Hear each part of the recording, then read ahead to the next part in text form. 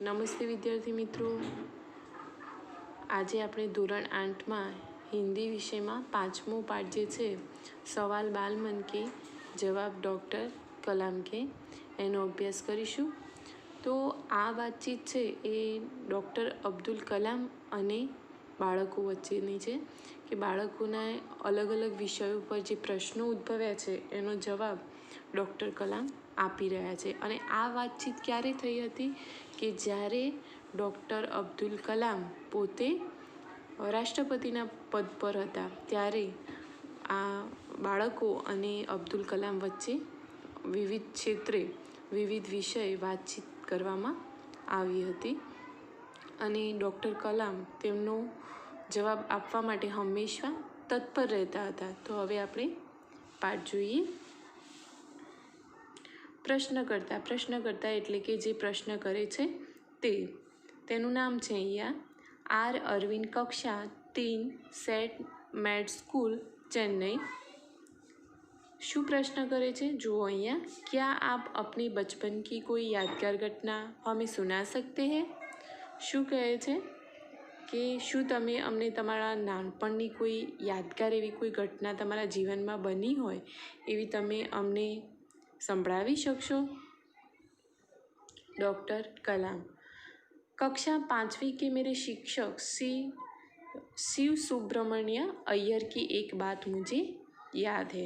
શિક્ષકનું જે નામ છે એ તમારે યાદ રાખવાનું છે. શું નામ છે? શ્રી શિવ સુબ્રમણ્ય અય્યર. તો જ્યારે એ 5મા ધોરણમાં હતા ત્યારે એમના શિક્ષક હતા શિવ સુબ્રમण्य अय्यर. એ વાત એમને યાદ છે. एक दिन कक्षा में वे हमें यह बता रहे थे कि कोई पक्षी कैसे उड़ता है. उन्होंने हमें रामेश्वर के समुद्र तट पर ले जाकर इसका जीवंत उदाहरण दिया. जीवंत यानी जीवित. શું કહે છે કે તે અમને ક્લાસમાં બતાવી રહ્યા હતા કે પક્ષી કઈ રીતે ઉડે, કેવી ક્રિયા હોય એની ઉડવાની. પણ તેમને અમને ક્યાં લઈ ગયા હતા? રામેશ્વરના સમુદ્ર તટ પર અમને લઈ ગયા અને ત્યાં લઈ ગઈ અને અમને બતાવ્યું કે પક્ષી આ રીતે ઉડે.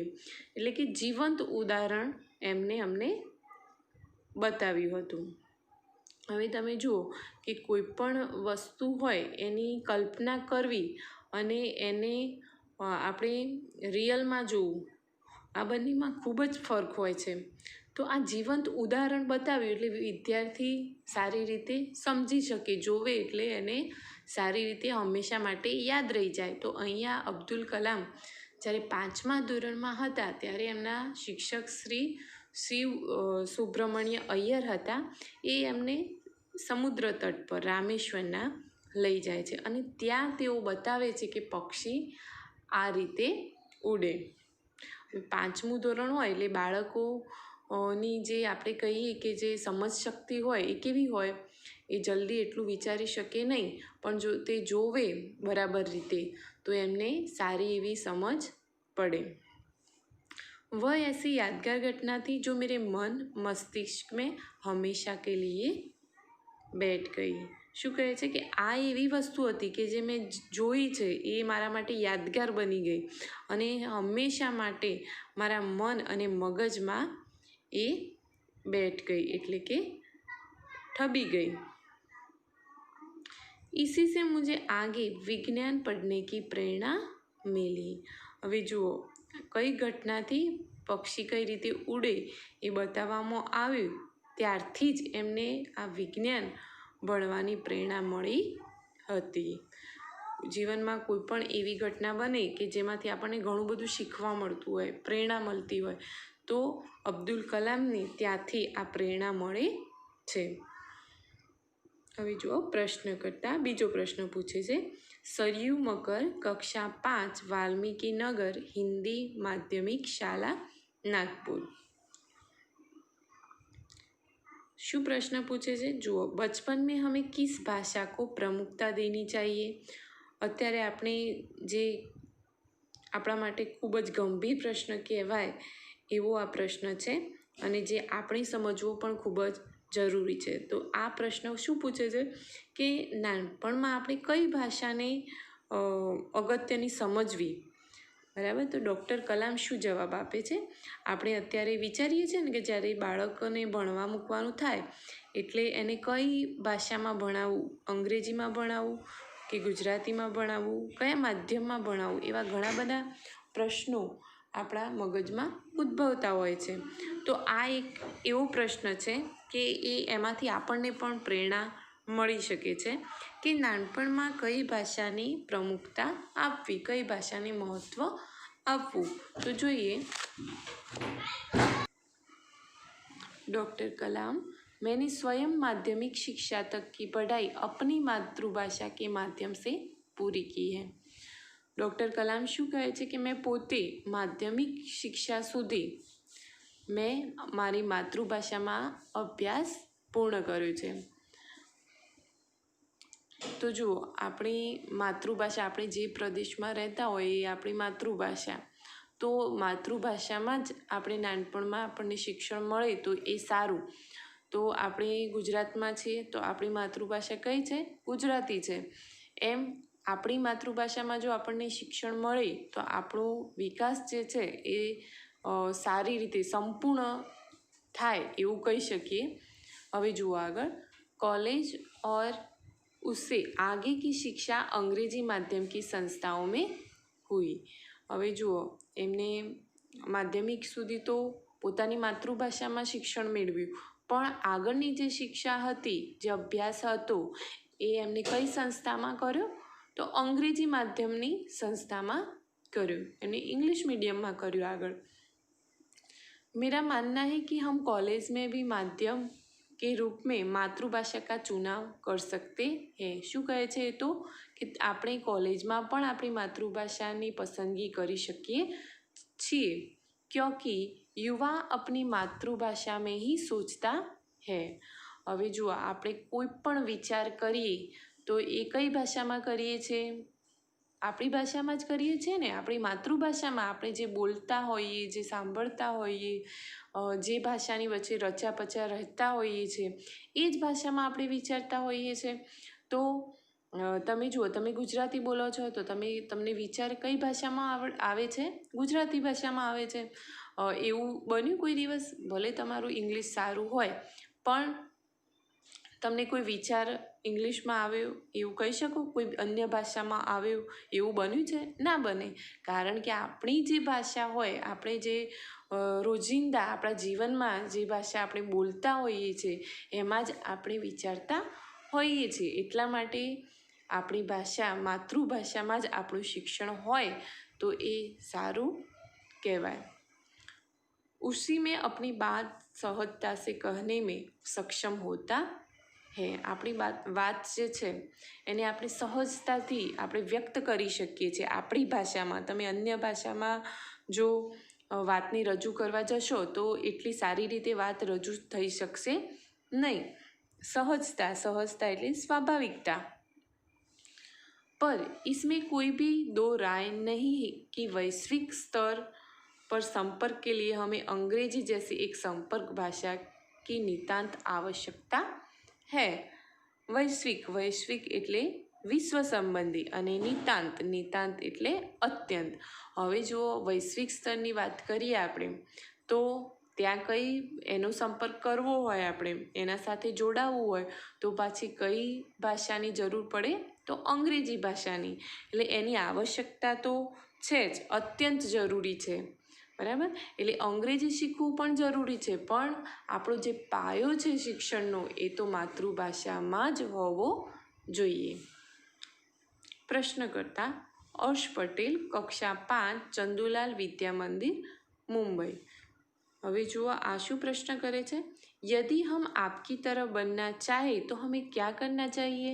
શું પ્રશ્ન કરે છે કે અબ્દુલ કલામને કે અમે તમારા જેવા બનવા માગીએ છીએ તો અમારે શું કરવું જોઈએ? કોઈ પણ સારા વ્યક્તિને આપણે જોઈએ છે ત્યારે આપણને વિચાર આવે છે ને કે આના જેવું હું હોઉં તો, અથવા તો મારા આના જેવું બનવું હોય તો મારે શું કરવું પડે? તો આ એક પ્રશ્ન પોતાના મનના અંદર જે છે એને રજૂ કરે છે કે અમે પણ તમારા જેવા બનવા માગીએ છીએ તો અમારે શું કરવું જોઈએ? ડૉક્ટર કલામ શું જવાબ આપે છે જોઈએ.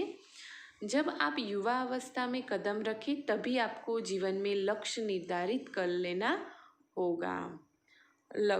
लक्ष्य यानी कि ધ્યેય।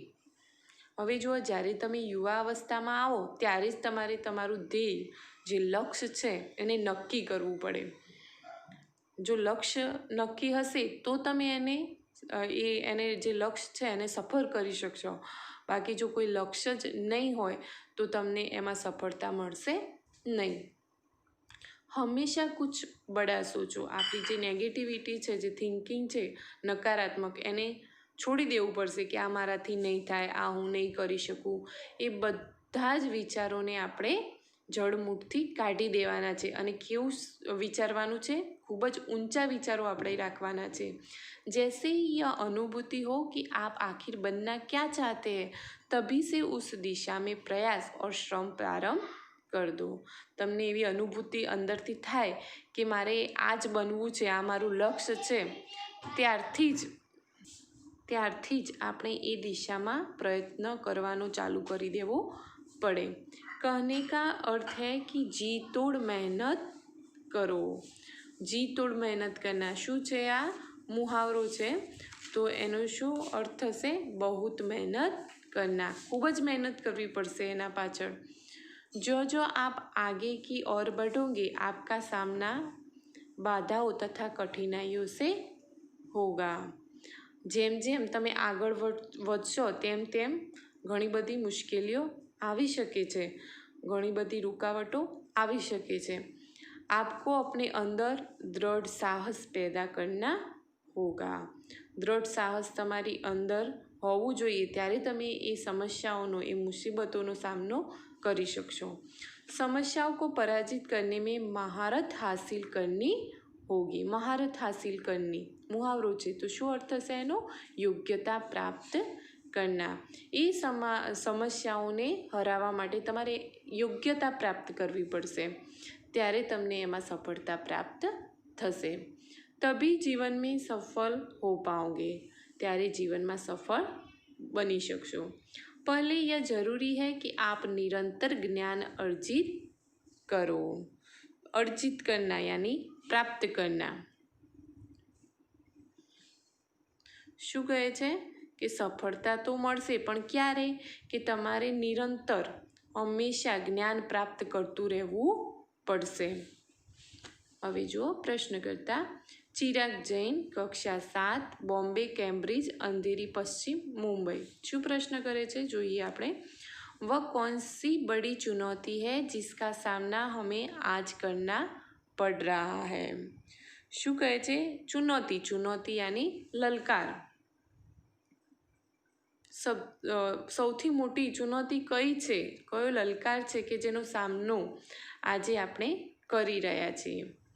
डॉक्टर कलाम शू कहे छे? भारत को सन 2020 तक एक विकसित राष्ट्र के रूप में परिवर्तित करना और देश के 1 अरब से अधिक नागरिकों के चेहरों पर मुस्कान देखना यही राष्ट्र के समक्ष सबसे बड़ी चुनौती है। શું કહે છે? જુઓ, એ અગાઉની આ વાત છે કે 2020 સુધી આપણો ભારત દેશ એક વિકસિત રાષ્ટ્રના રૂપમાં પરિવર્તિત થાય, એક વિકાસશીલ દેશ બને અને 1 અરબથી પણ વધારે નાગરિકના ચહેરા ઉપર હું એક હસી જોઈ શકું, એ જ મારા માટે સૌથી મોટી ચુનૌતી છે, એક સૌથી મોટો પડકાર છે। प्रश्नकर्ता हर्ष चांडव कक्षा 7 डॉक्टर एस राधाकृष्ण विद्यालय मलाड मुंबई। अगत्यनो प्रश्न है, याद रखवानुं छे तमारे। आपकी दृष्टि में साहस की परिभाषा क्या है? कि तमारी दृष्टि में साहस शू छे? तमे साहसने शू समझो छो? परिभाषा एनी शू छे ए तमे अमने समझाओ। डॉक्टर कलाम शू कहे छे? जुओ अहींया। अपनी जान की परवाह किए बिना दूसरों को संकट या आपदा से बचाना ही साहस है। હવે જો આપદા એટલે મુસીબત। અત્યારે તો લોકો શું કરે છે? પોતાનું જ વિચારતા હોય છે, પછી બીજાનું તો વિચારવાનું આવતું જ નથી। પણ અહીંયા શું કહે છે ડૉક્ટર કલામ કે પોતાના જીવની, પોતાના જાનની પરવાહ કર્યા વગર બીજા વ્યક્તિને સંકટ એટલે કે મુશ્કેલીમાંથી બચાવવું એ જ સાહસ છે. તમારે લાઈન કરવાની છે, અપની જાન કી પરવાહ કિए बिना दूसरों को संकट से बचाना ही साहस है. આ પ્રશ્ન આવશે. પ્રશ્નકર્તા તરુણ પટેલ, કક્ષા 8, સ્વામિનારાયણ इंडिपेंडेंट स्कूल लंदन. हम प्रवासी भारतीय मातृभूमि के प्रति गर्व की भावना कैसे विकसित करें? હવે પ્રવાસી આપણે કોને કહીશું કે જે ભારતના છે, જે ભારતના નાગરિક છે અને બીજા દેશમાં, અન્ય દેશમાં સ્થાયી થયા છે, એને અહીંયા પ્રવાસી ભારતીય કહ્યું છે. એ પોતાની માતૃભૂમિ પ્રત્યે ગર્વની ભાવના કઈ રીતે વિકસિત કરે? तो जुओ डॉक्टर कलाम, भारतीय मूल का कोई भी व्यक्ति एक बृहद भारतीय परिवार का अंग है. કે ભારતનું કોઈ પણ વ્યક્તિ આ બૃહદ ભારતીય પરિવારનું, આ એક મોટા ભારત દેશનું એક પરિવારનું એક અંગ છે. और उसे हमारे देश की सांस्कृतिक विरासत पर गर्व है. અહીંયા જો विरासत એટલે धरोहर.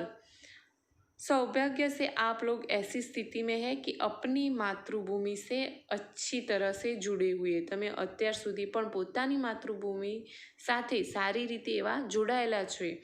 और यही आपके लिए गौरव की बात है. અને એ જ આપણા માટે ગૌરવની વાત છે.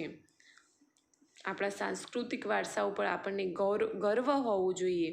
અને તમે બધા જોડાયેલા જ છો એટલે એ આપણા માટે ગૌરવની જ વાત છે એવું અબ્દુલ કલામ સમજાવે છે. પ્રશ્નકર્તા સત્યમ, કક્ષા 10, जिला स्कूल मुंगेर. जो भी बच्चे आपसे मिलते हैं वे कहते हैं कि वे एक प्रसिद्ध वैज्ञानिक, इंजीनियर, डॉक्टर आदि बनना चाहते हैं, पर किसान, मजदूर और कलाकार भी किसी राष्ट्र के लिए उतने ही महत्वपूर्ण है. हम ऐसे ही परिवारों से आते हैं. हमारे लिए आपका क्या संदेश है? कि કોઈ પણ વ્યક્તિ તમને મળે તો શું કહે છે? અમે પણ એક પ્રસિદ્ધ વૈજ્ઞાનિક, એન્જિનિયર, ડૉક્ટર વગેરે બનવા માગીએ છીએ, પણ એક ખેડૂત, એક મજૂર વર્ગ જે કહીએ, મજદૂર એ, અને એક કલાકાર પણ આ દેશનું એક અંગ છે અને અમે બધા આવા જ પરિવારોમાંથી આવીએ છીએ. તો એના માટે તમારે શું કહેવાનું થાય છે?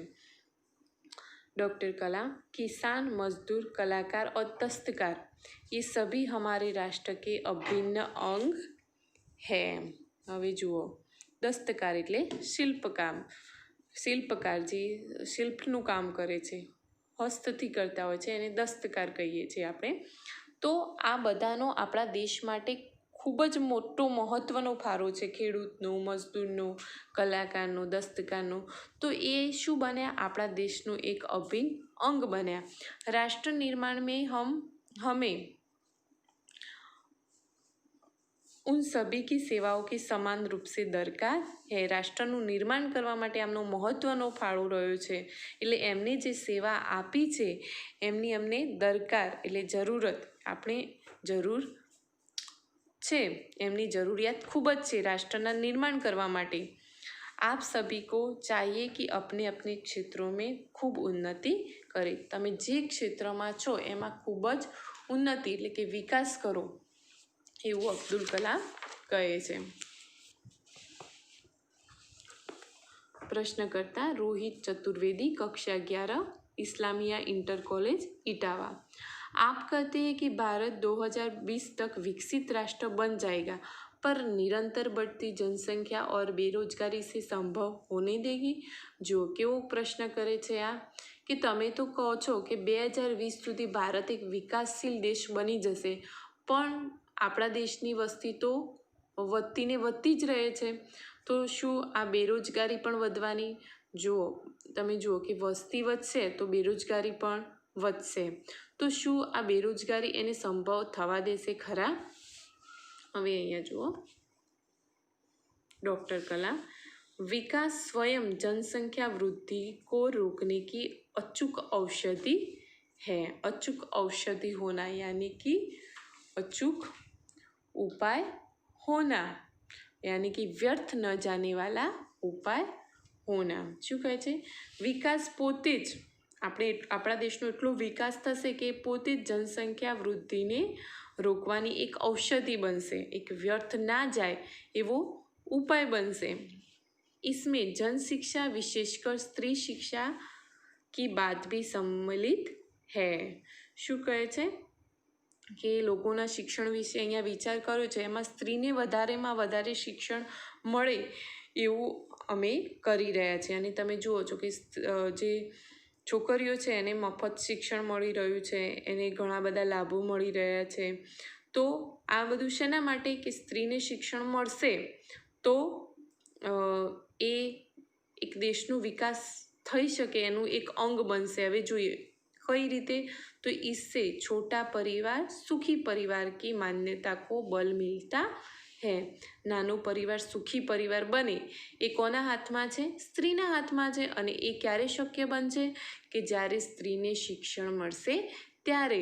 અને સ્ત્રીને શિક્ષણ મળે એ માટે અહીંયા એમને પહેલેથી જ યોજના બનાવી છે, ઘણા બધા લાભો આપ્યા છે સરકારે, જેના કારણે આ જે વધતી વસ્તી છે એ ત્યાં રોકાઈ શકે છે। भारत 2020 का मिशन यहाँ के युवाओं को रोजगार के पर्याप्त अवसर सुलभ कराएगा। 2020નું જે મિશન છે એ યુવાઓને રોજગારી મળી રહે એ માટે ઘણા બધા अवसर पैदा करसे। ग्रामीण क्षेत्रों में बड़ी संख्या में उद्योग धंधे स्थापित किए जाएंगे। જે ગ્રામ્ય વિસ્તાર છે એમાં પણ ઘણા બધા ઉદ્યોગો સ્થાપવામાં આવશે, જેના કારણે ઘણા બધા લોકોને રોજગાર પ્રાપ્ત થશે। जिससे उन क्षेत्रों में रोजगार के प्रचुर अवसर पैदा होंगे। प्रश्नकर्ता हर्ष मेहता, कक्षा 12, तेजस हाई स्कूल, बड़ौदा। आपको ऐसा क्यों लगता है कि 2020 तक भारत विकसित राष्ट्र बन जाएगा? ફરીથી પ્રશ્ન કરે છે કે તમને એવું કેમ લાગે છે કે 2020 સુધી ભારત એક વિકાસશીલ રાષ્ટ્ર, એક વિકાસશીલ દેશ બની જશે? ડૉક્ટર કલામ તો જુઓ શું જવાબ આપે છે। ભારત की जनसंख्या 1 अरब से अधिक है। કેટલી છે? ભારતની जनसंख्या 1 अरबથી વધારે। इसमें 54 करोड़ लोग 25 वर्ष से कम आयु के हैं। હવે જુઓ 54 કરોડ લોકો તો કેવા છે? 25 વર્ષથી ઓછી ઉંમરના છે। એ हमारी राष्ट्रीय शक्ति है, એ આ हमारी राष्ट्रीय शक्ति છે। તો કેમ એવું કહી શકીએ કે 54 કરોડ લોકો 25 વર્ષથી ઓછી ઉંમરના હોય તો એ લોકો શિક્ષિત જ હોવાના, એ લોકો ભણેલા ગણેલા જ હોવાના, બરાબર? તો એ આપણી શું બની? એક રાષ્ટ્રીય શક્તિ બની। भारत को 2020 तक विकसित राष्ट्र में परिवर्तित करने के लिए हमारे पास प्रचुर प्राकृतिक संसाधनों के साथ ही सुनियोजित खाका भी उपलब्ध है। શું કહે છે કે ભારતને વિકાસશીલ બનાવવા માટે આપણા પાસે સુનિયોજિત ખાકા भी उपलब्ध है, એટલે નકશો ઉપલબ્ધ છે। હવે જોઈએ આગળ। 54 करोड़ युवाओं के विचार की एकता निश्चय ही इसे विकसित राष्ट्र में परिवर्तित करने में सफल होगी। હવે આ 54 કરોડ છે એ એકદમ યંગ છે અને શિક્ષિત છે, એટલે એમના જે વિચારો છે એ એકતામાં બંધાયેલા હશે અને આ દેશને વિકાસશીલ દેશ બનાવવામાં, પરિવર્તિત કરવામાં સફળતા પ્રાપ્ત કરશે। હવે આજનો ટૉપિક આપણે આટલા સુધી રાખીશું અને નેક્સ્ટ ટૉપિક આપણે આવતા અઠવાડિયે જોઈશું। તમારે જે શબ્દાર્થ છે એ તમારી નોટબુકમાં લખવાના છે, મુહાવરા પણ લખવાના છે અને સાથે સાથે જેટલું મેં ચલાવ્યું છે એના પ્રશ્નો જે છે એ સ્વાધ્યાય પોથીમાં લખવાના અને તૈયાર કરવાના રહેશે। Thank you.